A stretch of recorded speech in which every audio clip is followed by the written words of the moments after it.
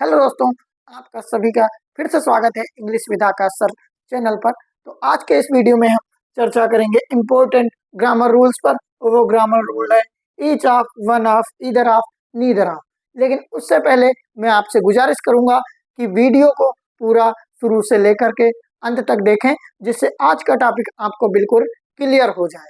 ये टॉपिक बहुत ही कॉम्प्लिकेटेड होता है, लेकिन उससे पहले अगर आप मेरे चैनल पर नए आए हैं तो प्लीज चैनल को सब्सक्राइब कर दें। धीरे धीरे मुझे 500 सब्सक्राइबर की तरफ ले जाएं और धीरे धीरे मेरे 500 सब्सक्राइबर पूरे कर दें। और आप लोगों से गुजारिश बस यही है कि वीडियो को पूरा देखना, जिससे आप लोग ये टॉपिक को समझ पाए। और वीडियो अच्छा लगे तो लाइक कर देना, सब्सक्राइब कर देना अगर चैनल पर नए आए हों। चैनल पर नए तो आए ही होंगे। और साथ में मेरी बात सुनिए कि आप लोग बहुत ही कंजूसी किया करते हैं चैनल को सब्सक्राइब करने में।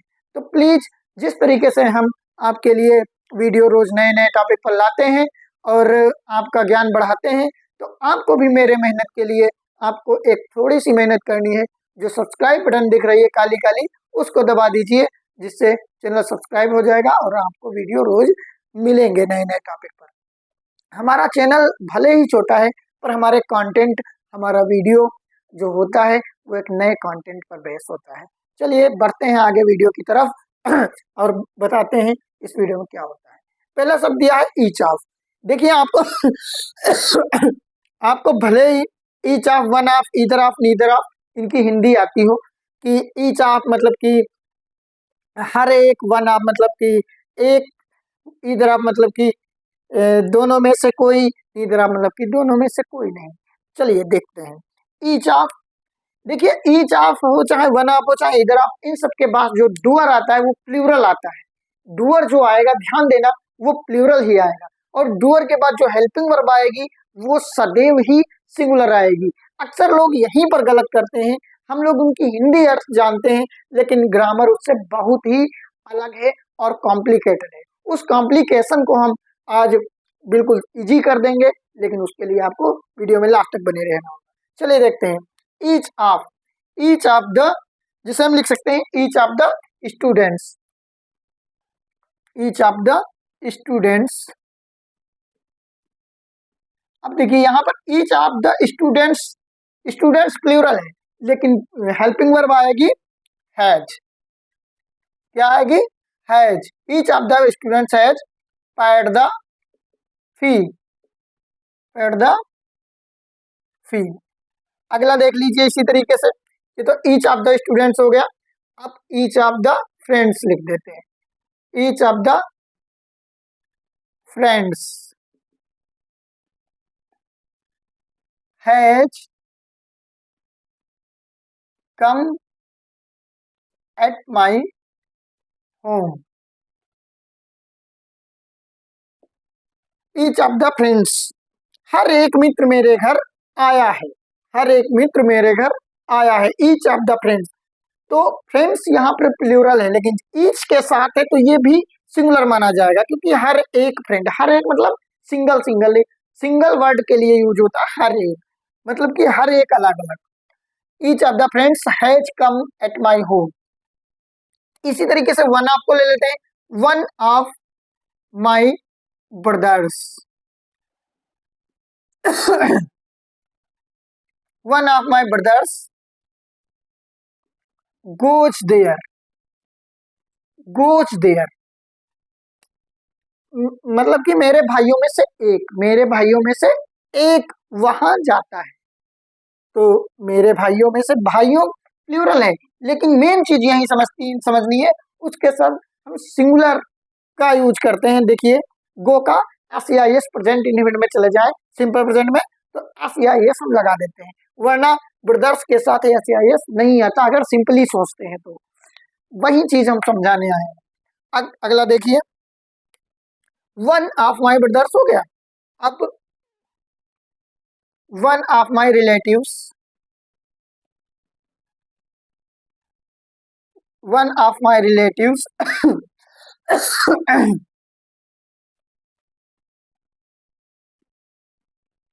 Can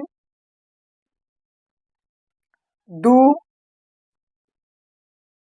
this easy work.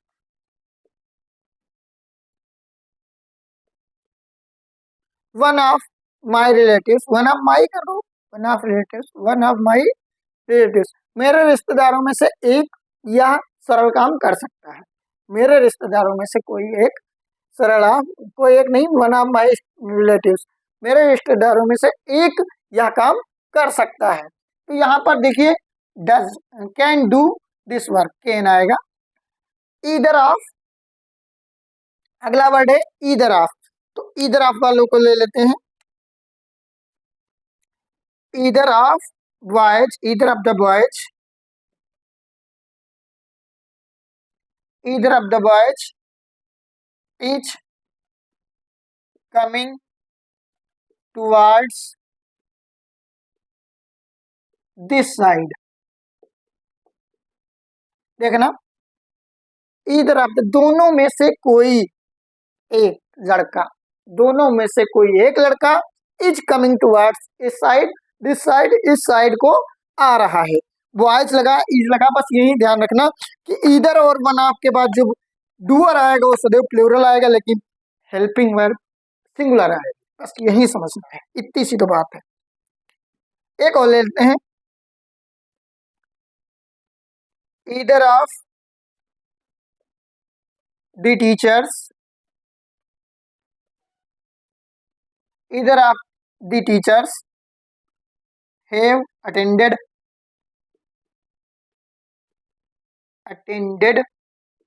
the period,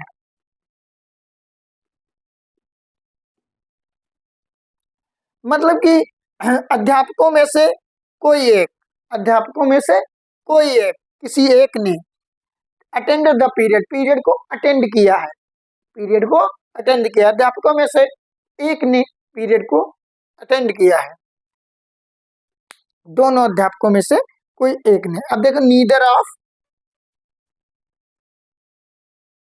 neither of my son, neither of my son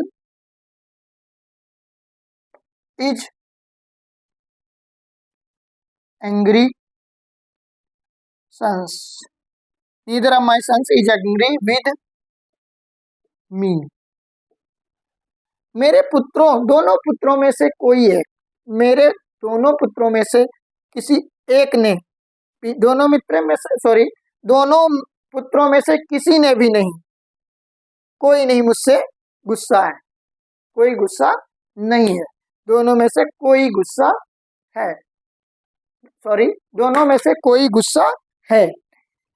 neither of my sons is angry with me, दोनों में से कोई गुस्सा है।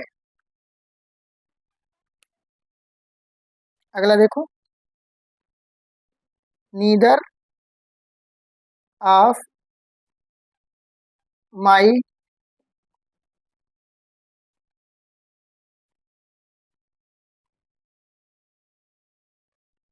स्टूडेंट्स कैन स्पीक इंग्लिश,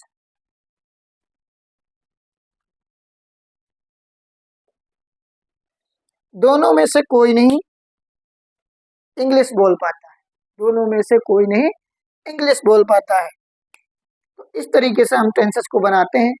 और अगर आपने शुरुआत से लेकर के अंत तक इस वीडियो को देखा होगा तो आपको समझ में आ गया होगा कि किस तरीके से हम यूजेस करते हैं। ध्यान रखना, ईच ऑफ के बाद, each of, one of, either of, neither of के बाद जो डूअर आता है वो सदैव प्लूरल आता है, और उसके बाद जो हेल्पिंग वर्ब आती है वो होती है सिंगुलर। तो बस इसी बात को ध्यान रखना था, इस छोटी सी बात को, लेकिन अक्सर इसी बात में तो लोग फंसते हैं। लेकिन हम इसी तरीके से अपने वीडियो बनाते रहेंगे। वीडियो पसंद आया हो तो जरूर लाइक कीजिए, सब्सक्राइब कर दीजिए चैनल को, जिससे हम और आपके सब्सक्रिप्शन से और हम क्या हो मोटिवेट होते रहें और अच्छे अच्छे कंटेंट आपको देते रहें। तो कहीं भी जाइए, इन वीडियो को अगर आपने सीखा है तो आपकी इंग्लिश स्पीकिंग और अच्छी हो जाएगी। तो मिलते हैं अगले वीडियो में, तब तक के लिए बाय बाय।